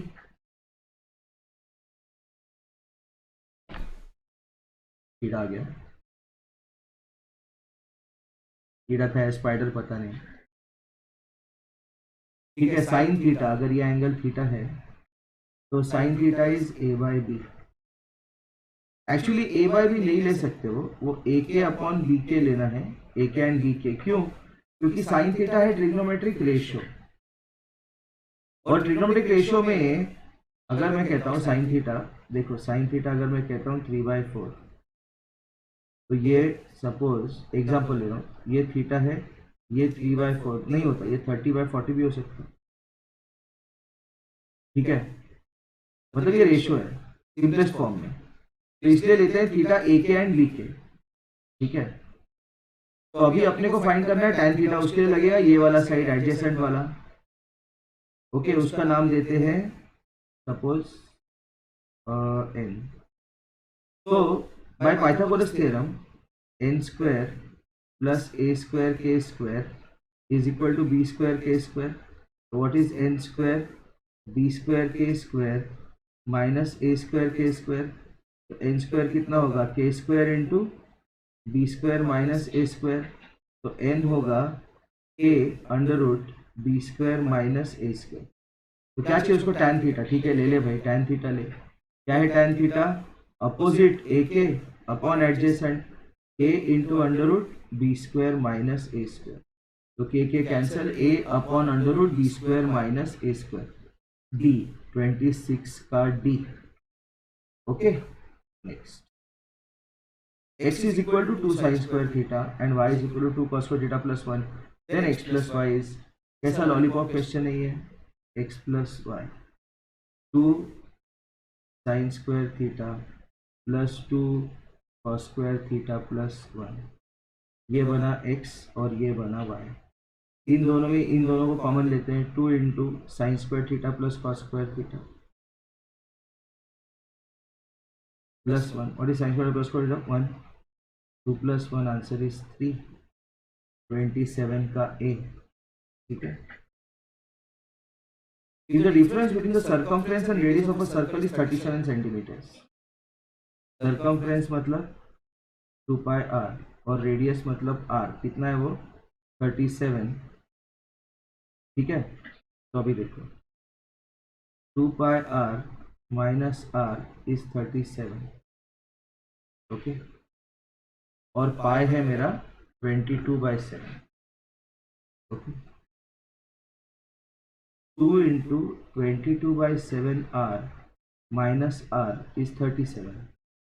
तो ये हुआ 44 r upon 7 minus r is 37. ये पूरा अलजेब्रा का क्वेश्चन है, ये एरिया का कुछ है ही नहीं. 44 r minus 7 r upon 7 is 37. लेकिन 44 माइनस 7 कितना है? 37 r अपॉन 7 इज 37. तो r क्या होगा मेरा? 37 इंटू 7 अपॉन 37. r होगा 7. सर्कमफ्रेंस चाहिए उसको 2 पाई r. 2 पाई r का वैल्यू चाहिए. क्या है 2 पाई r का value? 2 into 22/7 into 7, 44. Okay fine. Circumference of the circle is 44. Okay. उसके बाद देखते हैं हम 29. The least number that is divisible by all the numbers from 1 to 10 both inclusive. बहुत इंपॉर्टेंट क्वेश्चन है ये 1 to 10 के सारे नंबर्स का एलसीएम निकालना है हमें. मतलब you have to find LCM of 2, 3, 4, 5, 6, 7, 8, 9, 10. तो इसको फाइंड करने के लिए हमें थोड़ा सा दिमाग चलाना है, तो ही अपना आंसर निकलेगा, नहीं तो बहुत डिफिकल्ट है ये. देखो we have to find LCM of 2, 3, 4, 5, 6, 7, 8, 9 and 10. देखो 2 और 4 का एलसीएम आया 4, तो इसलिए 2 मिट गया. ठीक है. 3 और 6 का एलसीएम आया 6, तो इसलिए 3 मिट गया. 4 और 8 का एलसीएम आया 8, तो इसलिए 4 चला गया. 5 और 10 का एलसीएम आया 10, इसलिए 5 चला गया. ठीक है फाइन. अभी देखो हमें चाहिए एलसीएम ऑफ 6, 7, 8, 9, 10. इनका एलसीएम चाहिए. डिवाइड बाय 2, 2 3 जा, 2 7 जा, 2 4 जा, 2 5 जा. Divide by 2, 3 7 2 9 5. Divide by 2, 3 7 1 9 5. Divide by 3, 1 7 1 3 5. Divide by 3, 1 7 1 1 5. Divide by 5, तो 5 कटेगा. डिवाइड बाय 7, तो 7 उठेगा. तो ये बना 2 2 जा 4 2 जा 8 3 जा 24 3 जा 72 इंटू 35. 72 इंटू 35. तो इसको लिखेंगे हम 36 इंटू 2 इंटू 35. 2 इंटू 35 कितना है? 70. 36 इंटू 70. 36 into 7 into 10. 7 6 जा 42. 7 3 जा 21. 252. 2520. ये बना आंसर 2520. मल्टीप्लिकेशन कैसे किया ध्यान से देखो, समझ लो. नहीं समझा तो रिवाइंड करके फिर से देखो. Okay let's look at the next question. Question number 30. 3 bells ring at intervals of 4, 7 and 14 minutes. देखो बेल 1 2 3. इंटरवल पहला बजेगा 4 मिनट के बाद. दूसरा बजेगा 7 मिनट के बाद. और तीसरा बजेगा 14 मिनट्स के बाद. All 3 rang at 6 AM. अभी कैसे हुआ? 6 बजे तीनों रिंग किए.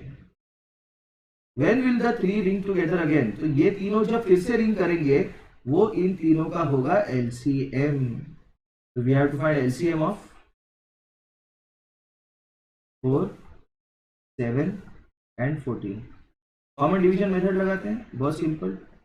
2 7 7, 2 1 7 7, 7 1 1 1 2 2 ज़ा 4 7 4 ज़ा 28 तो कभी बजेंगे ये फिर से 6:28 AM। उसके बाद next, what is the age of father if the sum of the ages of father and son is 65? Father का एज लेते हैं हम f ईयर्स और बेटे का एज लेते हैं b ईयर्स। मैं s क्यों नहीं लेता, क्योंकि इक्वेशन में s और 5 मेरा कंफ्यूज हो जाता, तो इसलिए फादर का f लिया, बेटे सन का b लिया। तो इनका सम एज का है f plus b is 65 and twice the difference of their edges in years is 50। मतलब फादर तो ऑब्वियसली बड़े ही होंगे, उनके डिफरेंस का ट्वाइस 50 है, तो f माइनस बी कितना हुआ 25। ठीक है, इसको इक्वेशन 1 लो, इसको इक्वेशन 2 लो, 1 प्लस 2 करो तो 2f क्या बनेगा मेरा 90, तो f बनेगा 45। ओके, सब्ट्रैक्ट कर दो, 1 माइनस 2 कर दो तो 2b बनेगा 40, तो b बनेगा 20। ओके, तो पूछा क्या है, find the age of father, father का एज 45 ईयर्स, 31 का b। ओके, 32nd देखते हैं, बहुत इंटरेस्टिंग क्वेश्चन है। tan theta into cosec theta, देखो क्या अजीबोगरीब चीज दिया उसने, tan theta into cosec theta. लिखो tan थीटा को sin theta upon cos theta, ज्यादा दिमाग मत चलाओ। कोसिक थीटा को लिखो 1 upon sin theta minus sin theta, sec theta क्या है 1 अपॉन cos थीटा, तो ये कट गया, what is 1 upon cos theta sec theta, sec square theta minus sin theta upon cos theta tan square theta is equal to what. लेकिन मुझे पता है 1 plus tan square theta क्या है sec square theta, so what is sec square theta minus tan square theta 1। Okay, next we are coming to 32 हो गए हमारे। ठीक है, उसके बाद okay, let's look at question number 33। Perimeters of two similar triangles are 26 and 39 centimetres. ठीक है, तो अभी देखो, एक ट्रायंगल है ABC और दूसरा PQR and ABC is similar to PQR। ठीक है, ABC और PQR सिमिलर ट्रायंगल्स हैं, तो I will say AB upon PQ is AC upon PR is BC upon QR. Why? Because for similar triangles the sides are in proportion. ठीक है, तो इसको हम देते हैं वैल्यू 1 अपॉन के। 1 अपॉन के क्यों? क्योंकि हमने AB को लिया है W और PQ को लिया है WK, तो AB upon PQ is 1 upon के। ABC का पेरीमीटर कितना होगा, ABC का पेरीमीटर कितना होगा, ABC का पेरीमीटर होगा W plus X plus Z which is 26। PQR का पेरीमीटर क्या होगा, K into W plus K into X plus K into Z sum of all sides, तो K into W plus X plus Z is 39, तो K बनेगा मेरा 3/2। ठीक है, K is equal to 39/26, K is 3/2, तो AB upon PQ is equal to 1/K which is equal to 2/3. Okay, but what is area of triangle ABC upon area of triangle PQR? It is equal to sum of the, it is equal to ratio of the square of the corresponding sides. तो AB upon PQ का square, AB upon PQ क्या है 1/K, what is AB upon PQ 2/3, 2/3 का square which is 4/9, तो ये बना मेरा 4/9 33। Let's look at 34। There are 20 vehicle car and motorcycles, there are 20 vehicle cars and motorcycles in parking area। तो जो car है सपोज वो है C और जो मोटरसाइकिल्स है साइकिल्स वो है M, तो इनका टोटल है 20। If there are 56 wheels car के व्हील्स कितने होंगे 4, मोटरसाइकिल के 2, तो 4c प्लस 2m कितना है 56। How many cars are there, C find करना है। तो हम लोग क्या करते हैं, पहले 1 को 2 से मल्टीप्लाई करते हैं, उतना भी नहीं करना आपको, नो प्रॉब्लम। इसको सेकेंड को 2 से डिवाइड करते हैं, तो 2c plus m is 56 and c plus m is 20।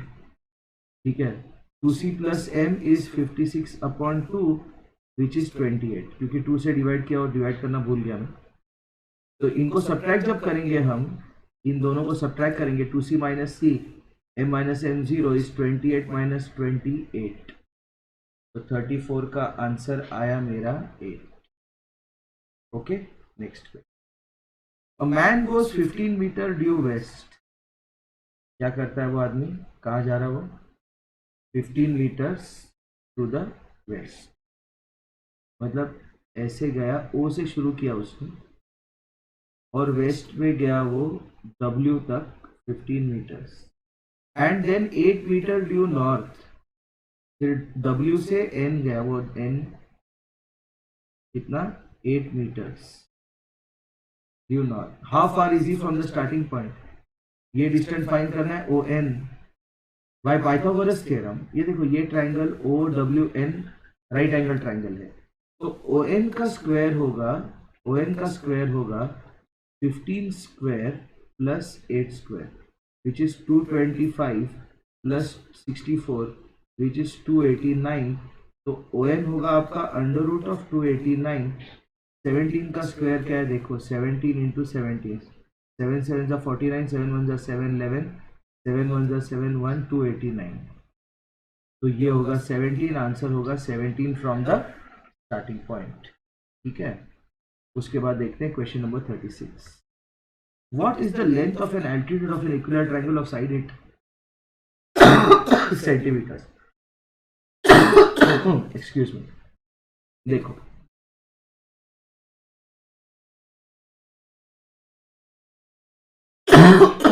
Excuse me, ये इक्विलैटरल ट्रायंगल है मेरा, जिसका साइड है समझ लो आप A। तो इक्विलैटरल ट्रायंगल का एक प्रॉपर्टी है कि the altitude is the median, altitude is the median. Altitude क्या होता है, segment drawn from any vertex and perpendicular to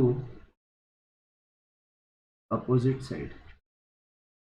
ठीक है, और मीडियन क्या होता है, मीडियन क्या होता है, segment joining vertex to midpoint of opposite side। तो इक्विलैटरल ट्रायंगल में जो एल्टीट्यूड है that is the median. Okay, so now this fellow is A/2। Okay, अभी मैं इस पेपर को एज कंप्लीट एज पॉसिबल करने की कोशिश कर रहा हूँ, therefore I am explaining all the concepts related, question से रिलेटेड कॉन्सेप्ट जो क्वेश्चन में नहीं है तो भी है, मैं एक्सप्लेन कर रहा हूँ। तो AM है मेरा H, तो in triangle AMB by Pythagoras theorem AB square is equal to AM square plus MB square. तो AB स्क्वायर क्या है मेरा A स्क्वायर, AM स्क्वायर क्या है H स्क्वायर प्लस A/2 का स्क्वायर, तो H स्क्वायर कितना हुआ मेरा A square minus A square by 4 which is 4A square upon 4 minus A square upon 4 which is 3A square upon 4, इसलिए H बना मेरा अंडर रूट, इसका under root A root 3 upon 2। तो height कितना है मेरा a√3/2. So what is altitude of equilateral triangle? Side √3/2. तो इस क्वेश्चन का आंसर क्या आएगा? साइड 8√3/2. 2 4 जा 4√3. 36 का आंसर है 4√3. लेकिन अगर यहाँ पे पूछा एरिया ऑफ इक्विलैटरल ट्रायंगल, तो that will be half into base BC into height a√3/2. तो ये बनेगा a² इंटू √3/4. तो एरिया ऑफ इक्विलैटरल ट्रायंगल क्या होता है? √3/4 साइड स्क्वायर. लेकिन अगर उन्होंने पूछा area of equilateral triangle in terms of height, ठीक है, बहुत इंपॉर्टेंट है ये, area of equilateral triangle in terms of height. तो देखो एरिया क्या है? √3/4 साइड स्क्वायर. लेकिन ए क्या है मेरा? यहां से ए क्या है? 2h/√3. तो this is equal to √3/4 into 2h/√3 the whole square, which is √3/4 into 4h²/3. ठीक है, तो ये 4 कैंसिल, √3 जा. तो what is area of equilateral triangle in terms of height? It is h²/√3. याद रखना, ठीक है. Okay. 37. If the letters of the word Ramanujan are put in a box and one letter is drawn at random, तो अब जो letter A is, इसके letter कितने हैं? R A M A N U J A N, बराबर. 1 2 3 4 1 2 3 4 9. Total letters 9 है. Okay. अच्छा, तो हम लोग लेटर्स ड्रॉ करने के ऑप्शंस देखते हैं. 1 2 3 4 5 6 7 1 2 3 4 5 6 7 8 9. Probability of letter A is, A कितने हैं उसके पास ए कितने हैं? 1 2 3. तो 3 में से कोई भी एक चूज कर सकते हैं, 3. तो आंसर होगा 1/3. 37 का आंसर है 1/3. Okay. Next, area of a sector of a circle is 1/6 to the area of the circle. ये होता है सेक्टर ऑफ सर्कल. सेक्टर क्या होता है पता है आपको? पिज्जा का टुकड़ा. सेक्टर ऑफ सर्कल मतलब पिज्जा का पीस. ठीक है, सेक्टर ऑफ सर्कल मतलब पिज्जा का एक पीस. तो अगर ये एंगल बनाता है थीटा, तो इस सेक्टर का एरिया चाहिए मुझे. तो एक चीज याद रखो, अगर सर्कल का एंगल 360 तो एरिया πr². तो सर्कल का एंगल थीटा, तो एरिया कितना? यूनिटरी मेथड लगाओ, यूनिटरी मेथड लगाओ. Question mark equal to theta into πr²/360. ठीक है. अभी देखो क्या बोल रहा है. Area of sector, question mark है area of sector. Area of sector is 1/6 the area of circle. तो एरिया ऑफ सेक्टर क्या है? 1/6 इंटू πr². लेकिन एरिया ऑफ सेक्टर क्या होता है? πr² into θ/360. अभी यहाँ पे हमने देखा, अब भी देखा हमने, तो ये πr² कैंसिल हो गया. तो therefore find the degree measure of its minor arc. थीटा is equal to 360/6, which is 60 degrees. 38 का answer.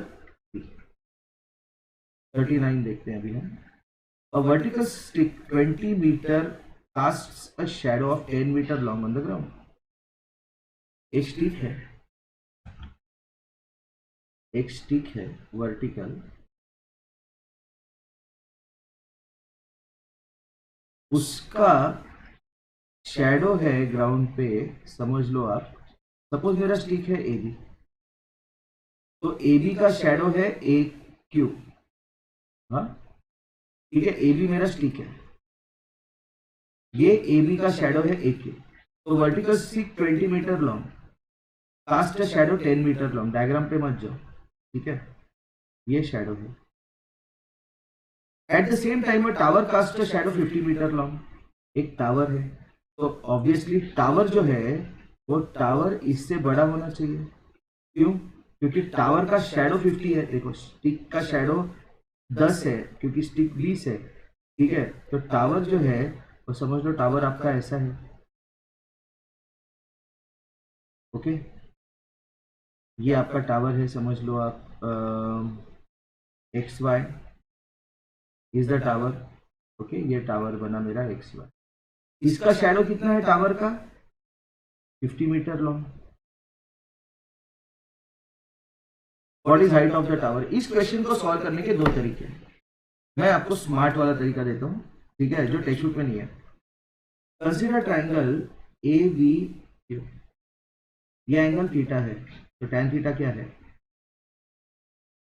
A B opposite upon adjacent A Q which is 20/10, लेकिन दैट इज 2, ओके। तो tan थीटा क्या बना मेरा? tan थीटा बना मेरा 2।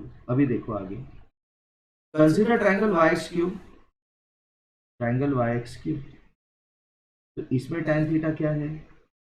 Y X height of tower upon X cube उसका shadow, तो वाई एक्स अपॉन 50, तो वाई एक्स क्या है? tan थीटा क्या है? 2, 2 इंटू 50, तो हो गया 100, खत्म।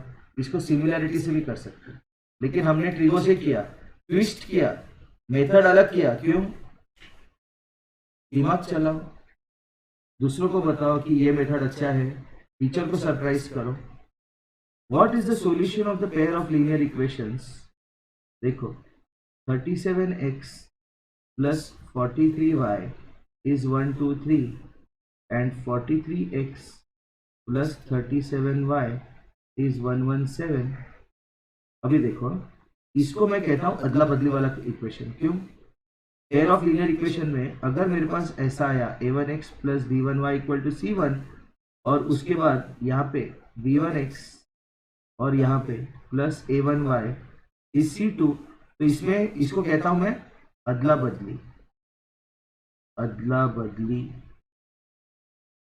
इसमें क्या करना है आपको? सीधा सीधा ऐड करो पहले, 1 प्लस 2, ओके। तो क्या मिला मेरे को? 37 plus 43 80x plus 80y is 240 divide by 80, तो x प्लस वाई बना 3। ये बना मेरा इक्वेशन 3, ओके। अभी यहाँ पे देखो, मैं आपको एक सजेशन दे रहा हूँ, x is equal to -1 and y equal to 2, तो x प्लस वाई 3 नहीं बनेगा, x माइनस 2 और y1 ये भी नहीं बनेगा, x1 y2 x2 y1 इतना ही आंसर पॉसिबल है, ठीक है। तो आगे देखते हैं हम, 1 minus 2, 37 minus 43 minus 6x plus 6y 123 minus 76, तो minus x plus Y is 1, ये बना मेरा इक्वेशन 4। और x प्लस वाई क्या है मेरा? ये था मेरा 3, ऐड करो, तो 2y is equal to 4, y is equal to 2, तो y इक्वल टू 2 वाला डी ऑप्शन है, तो 40th का आंसर है डी। एक बार y इक्वल टू 2 आ गया तो x फाइंड करने की जरूरत नहीं है। केस, एक चीज ध्यान रखो, केस के क्वेश्चन में केस पढ़ोगे तो डूब जाओगे, बिल्कुल केस पढ़ना नहीं है, बिल्कुल केस पढ़ना नहीं, क्योंकि ये देख के ज्योग्राफी का क्वेश्चन लगा। मैंने जब शुरू किया केस पढ़ना, I realize it is a geography question. तो सबसे पहले मैंने क्या किया, यहाँ पे देखा मैंने, अच्छा यहाँ पे पॉइंट्स दिए हुए, मैंने इमीडिएटली उन पॉइंट के कोऑर्डिनेट्स लिखना शुरू कर दिए। देखो ए क्या है मेरा 1,4, एम क्या है मेरा 2,3, बी क्या है मेरा 4,0, सी क्या है मेरा 7,1। तो ये 4 ही पॉइंट लिए और एक डी है, डी क्या है मेरा 3,5, ओके। अभी देखो आगे, question number 41, distance between the point country A and country B is, A और बी का डिस्टेंस चाहिए उसको, ए 1,4 बी 4,0, ए 1,4 बी 4,0, इसको लो आप x1 y1, इसको लो x2 y2, तो what is distance A B? Under root of 1 x2 minus x1, 4 minus 1 the whole square, plus 0 minus 4 the whole square, 4 minus 1 क्या है 3, 3 का स्क्वायर 9, 0 माइनस 4 का स्क्वायर 16, 9 प्लस 16 25 का root 5, तो ये है 5 यूनिट्स। कितना सिंपल है ये क्वेश्चन। अगर आपने केस पढ़ा होता तो केस में 5 मिनट चले जाते और वो 5 मिनट अब टाइम कंज्यूमिंग, ठीक है ना। Find the relation between x and y such that point x y is equidistant from c and d। तो c का कोऑर्डिनेट क्या है 7 1 एंड 3 5। c है मेरा 7 1 और d है मेरा 3 5। तो मेरा जो ये पॉइंट है समझ लो आप q, तो QC is equal to QD, तो QC स्क्वायर होगा QD स्क्वायर, तो x minus 7 the whole square plus y minus 1 the whole square is x minus 3 the whole square plus y minus 5 the whole square.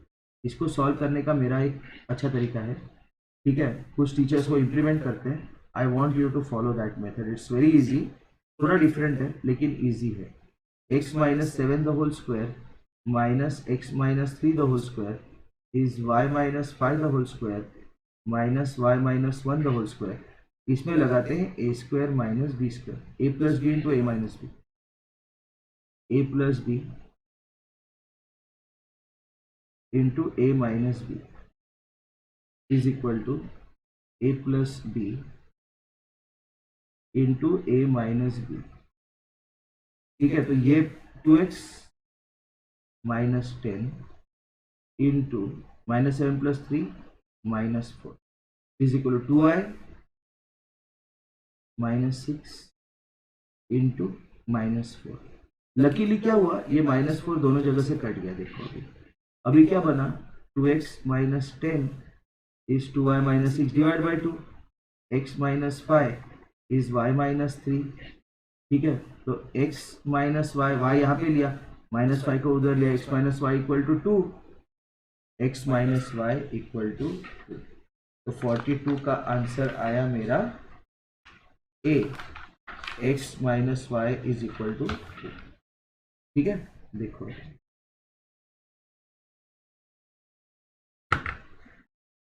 42 का answer आया a, x minus Y equal to 2। फिर 43, the fault line 3x plus y minus 9 equal to 0 divides the line joining the country P and Q internally in the ratio। बहुत interesting question है, one of the most important question, ठीक है ना। देखो P है मेरा 1,3 और Q है मेरा 2,7, ओके। इनको ज्वाइन करने वाला एक लाइन को, जो लाइन सेगमेंट PQ इनको ज्वाइन कर रहा है, उनको एक फॉल्ट लाइन है कोई, तो 3x plus Y minus 9 equal to 0, तो ये कट करेगा इसको एट द पॉइंट से n, ओके। तो Pn upon NQ is k is to 1, तो Pn upon NQ is k is to 1। तो n के कोऑर्डिनेट्स क्या है, k into 2 plus 1 into 1 upon k plus 1, comma k into 7 plus 1 into 3 upon k plus 1। ये हुए n के coordinates, मतलब क्या होंगे वो 2k plus 1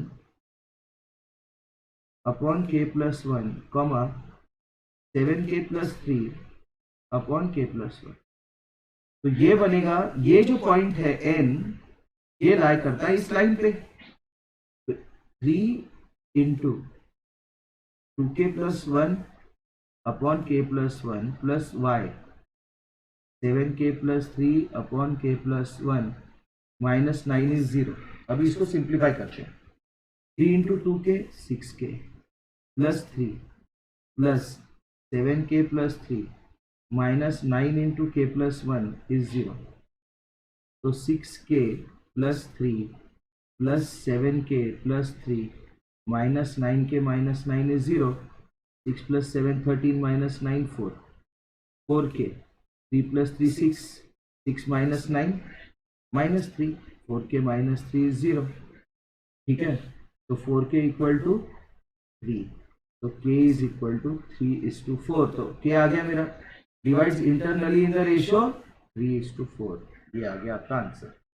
44th, the distance of the country M from the X axis. Country M क्या है मेरा?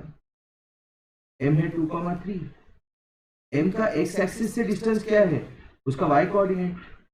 तो क्या होगा उसका answer?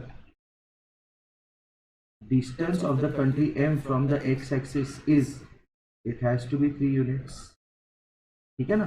Next, what are the coordinates of the country lying on the mid point of country A and country D? A क्या है मेरा? ए है 1,4 और डी क्या है मेरा? 3,5। D is 3,5। इन दोनों के मिड पॉइंट पे, तो इनका मिड पॉइंट फाइंड करना है, दैट्स इट। ये ए है, ये डी है, इनका मिड पॉइंट सपोज है z। तो z का कोऑर्डिनेट्स क्या होगा? 1 + 3/2, 4 + 5/2, 1 + 3 4, 4/2, 2 4 + 5 9, 9/2। ओके, तो 45 क्या आया? B, 2,9/2। Next, roller coaster polynomial. Roller coaster मतलब पता है ना आपको? ये रोलर कोस्टर, ये मतलब तो एंटरटेनमेंट पार्क्स में जैसे एसएल वर्ल्ड। ओके, तो जो रोलर कोस्टर है वो कह रहा है कि roller coaster is a polynomial. ठीक है, तो इस वाले क्वेश्चन को सॉल्व करने के लिए एक बहुत अच्छा हमें कॉन्सेप्ट समझना जरूरी है। इफ आई से a polynomial px is ax square plus bx plus c, तो ये इसका कहना है p is a polynomial in x। जो इंग्लिश कह रहा हूं या हिंदी कह रहा हूं बहुत इंपॉर्टेंट है, लेकिन इसका एक और मीनिंग है which is the 11th standard. p is a function of x, मतलब p will change as per x। इसका और एक मीनिंग है कि px जो है वो मेरा y एक्सिस पे प्लॉट होता है, मतलब y इज px। ठीक है, ये मीनिंग को लेके हमें इस क्वेश्चन को अटैक करना है। When px is 0, obviously y is 0, और y 0 कब होता है? When point is on x axis, तब y होता है 0। ओके, तो इसका मतलब क्या है कि जितनी बार मेरा पॉलिनोमियल x एक्सिस क्रॉस करेगा उतनी बार मुझे y 0 मिलेगा। बहुत इंपॉर्टेंट एनालिसिस है। जितनी बार मेरा पॉलिनोमियल x एक्सिस क्रॉस करेगा उतनी बार मुझे y 0 मिलेगा, उतने उसके y 0 मतलब रूट। व्हेन आई से px is 0, I say you are finding the root of the polynomial. ठीक है, अभी चलते हैं क्वेश्चन पे। ओके, ये देखो question. If the roller coaster is represented the following graph y is equal to px, then name the type of polynomial it traces। एक बार cross किया, दूसरी बार क्रॉस किया, तीसरी बार क्रॉस किया, कितने जीरोस? 3। 3 जीरो कब आएंगे? जब वो क्यूबिक इक्वेशन होगा तो ही 3 जीरो आएंगे। ठीक है, तो पहले का आंसर क्यूबिक। एक कॉन्सेप्ट पे पूरा क्वेश्चन 2 मिनट में सॉल्व। देखो अभी, the roller coasters are represented by the following graph, which roller coaster has more than 3 distinct zeros। more than 3 distinct zero मतलब 4 बार क्रॉस करेगा वो, 4 टाइम्स क्रॉस करेगा। इसमें कितनी बार क्रॉस किया? एक बार। इसमें एक बार x एक्सिस को, y = 0। इसमें 1 2 3, 3 बार, मोर देन 3 चाहिए उसको। इसमें देखो 1 2 3 4, तो ये होगा आपका answer D. Okay, the roller coaster is represented as a cubic polynomial px equal to this, then which of the following is always true? बोल रहा है क्यूबिक पॉलिनोमियल है। क्यूबिक पॉलिनोमियल का कंस्ट्रेंट क्या होगा? It has to be cubic, तो p cannot be 0, क्योंकि अगर p 0 रहेगा तो this will become a quadratic polynomial. खत्म। 48 का आंसर है लास्ट, p कैनॉट बी 0। 49 देखते हैं अभी। ठीक है, If the path traced by the roller coaster is written in the above graph, find the number of zeros. 1 2 3. ठीक है, तो 49 का आंसर क्या है? 3 जीरोस। क्यों? 3 बार क्रॉस किया। y इक्वल टू 0 मुझे 3 बार मिला, y इक्वल टू 0 मतलब एक्स एक्सिस क्रॉस किया।